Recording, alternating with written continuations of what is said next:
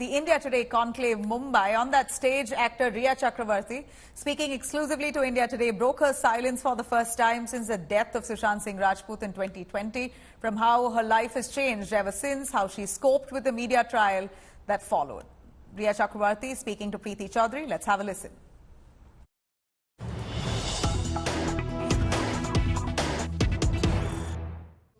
So we've had Rhea Chakraborty over a year ago, under very trying different circumstances. Today we have her, and we're very happy to have her in the form that we do. Rhea, thank you for joining us on India Today. So while all of that circus that was going on, there were some of us at the back on India Today trying to figure out, what's this girl's fault? What is it that she's done? But what has happened is she's in a brand new avatar. She wants to leave the past behind and she wants to move on, right? Absolutely. Like, I think the moving on is the one thing that makes us human, right? We want to survive. We want to keep going no matter what happens in our life, catastrophe, pandemic, tragedy, in my case, jail, etc. You want to move on, and that ability is what makes you human, and that gives you the power to actually then move on. So yeah, really looking forward to moving on. It's been hard to kind of, live the normal life again. The normal things that are easy for everybody, like going for a walk or, going to the salon and getting a haircut or going for dinner with your parents. You stopped going. I couldn't go because there was a lot of media attention for a long time. It was very uncomfortable. I was going through a personal loss in my life. I wasn't allowed the time to grieve. So I feel all of that has now come back, and those small victories are very exciting to me. So I'm very grateful that I'm able to live a normal life. And I mean, I haven't done, I stopped talking to the media for a while, and now I'm talking to the media again. So it's again a new normal for me.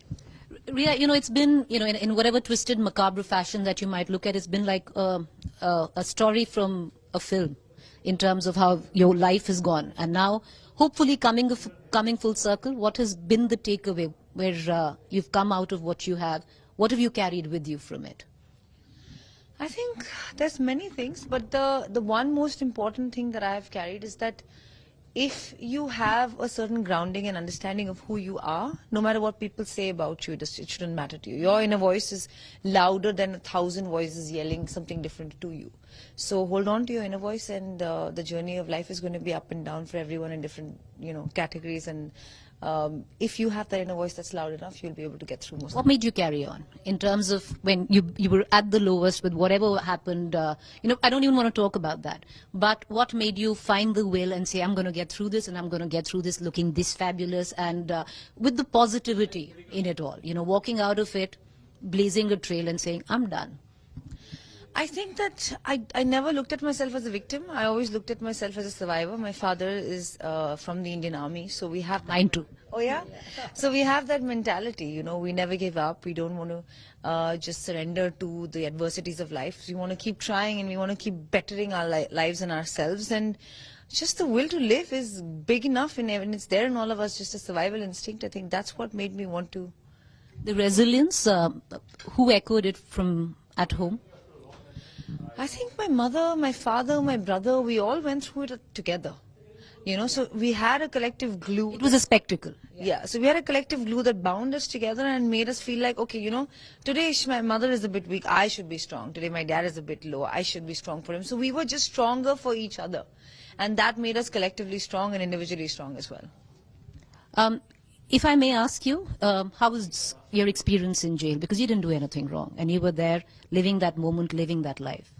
I think jail is quite interesting. It is a difficult place mentally, but it's not society. It's when you're removed from society and you're put in this thing, because you no longer belong to society, you're not fit for society, you become a UT number. So there's a lot of disassociation with your ego and who you think you are, and I'm this person, and this girl does this and this girl doesn't do this. You break away from all of that. So there's a lot of learnings that come from jail.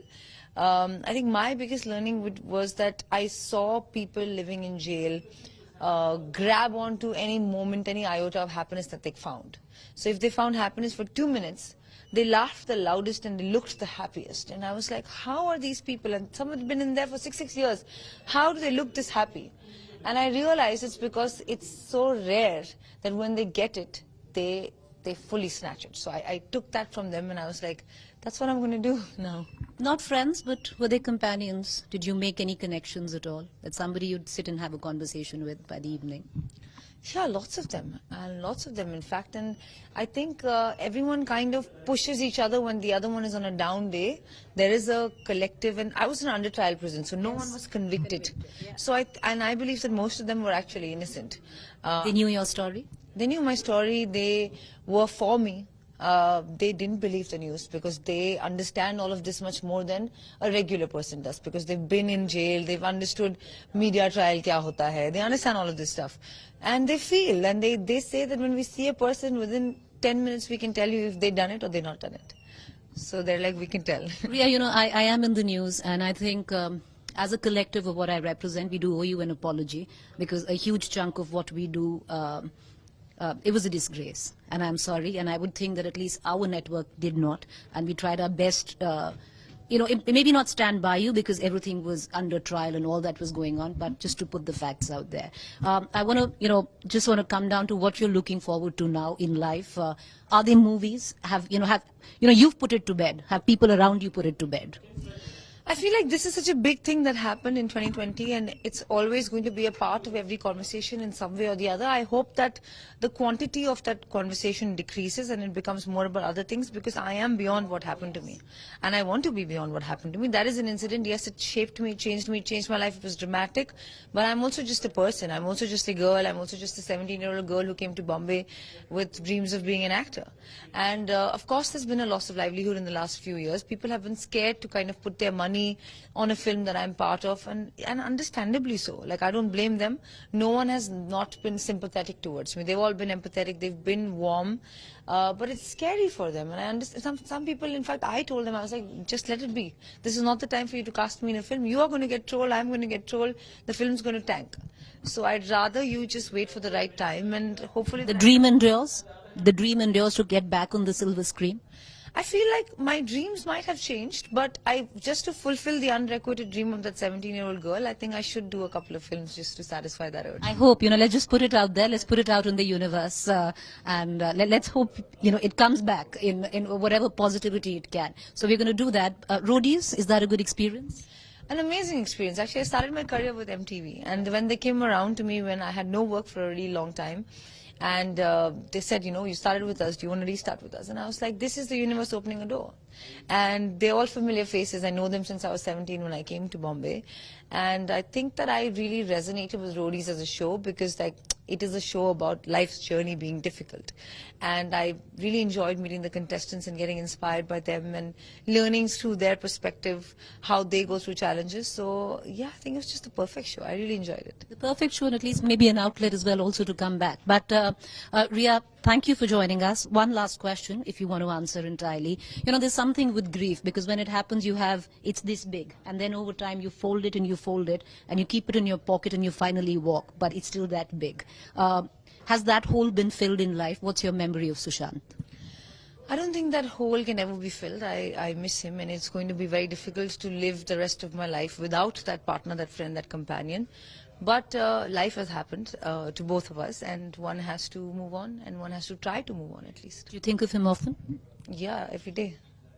Good thoughts, happy thoughts? Good thoughts, of course, yeah. I wish you well. Thank you for joining us once again.